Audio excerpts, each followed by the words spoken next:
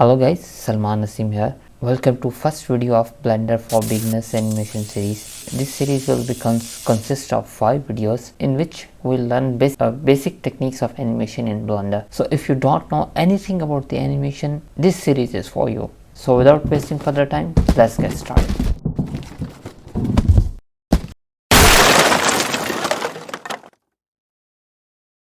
We are using Blender, which is a free software. You can download it from blender.org. Once we install it, we have default cube, camera and a light.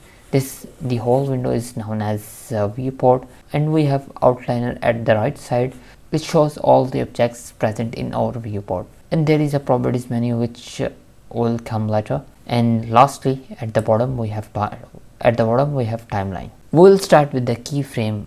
So what is the keyframe? In simple word, keyframe defines the starting and ending points of smooth transitions. For example, we have this cube at 0, 0 coordinate and we want to change the location of that cube. We'll just go grab the move tools from here and we'll change the location. But that doesn't show us anything. We want to see that transition, like the moving of this cube. So what we'll do, we'll just go for Control Z. We'll just add keyframe by clicking I key while selecting cube. Just clicking I key and we'll add the keyframe at the location. You will notice that in a properties menu, all 3 location coordinates turn into a yellowish color, which means that on specific number on a timeline we have a keyframe. If we drag our cursor a little bit, you can see that turns into a green, which means that we have keyframe within that properties. So what we'll do, we'll just move little bit our cube. You have noticed that the color of y coordinates turn into a orange, which means that there is a change within that location. If we drag it at x-axis, that's also turn into a orange, and if we goes for z-axis, that also turn into a orange. And we'll press the I key again, put the keyframe at the location.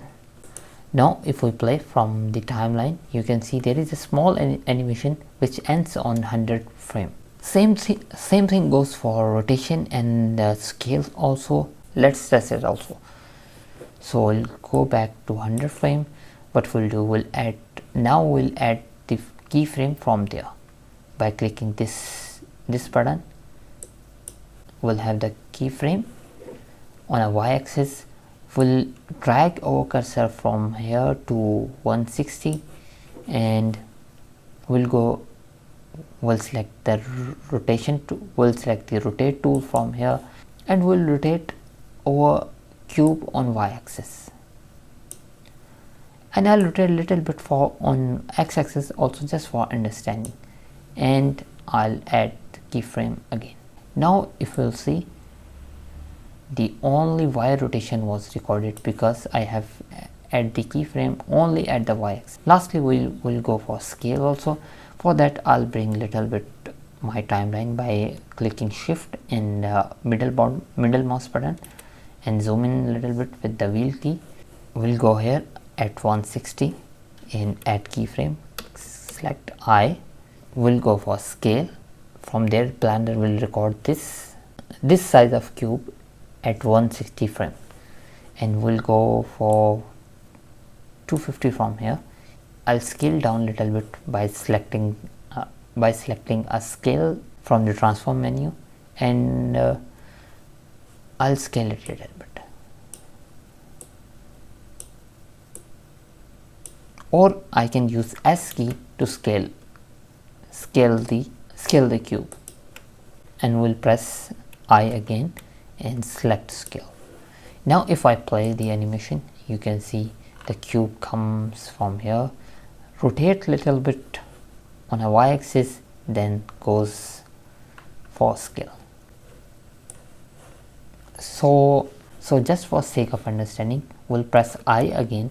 You can see there are location and rotation. The combination of location and rotation, combination of all 3 properties like loc, rot, scale, location, rotation, scale. I mean, if we press that, there will be a keyframe on all 3 properties.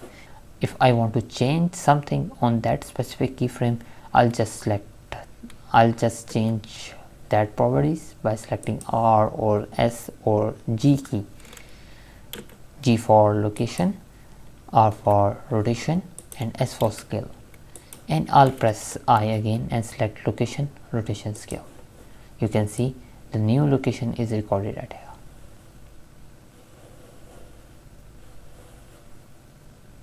So that is all for lecture number 1. Don't forget to practice it by yourself. See you in the next video.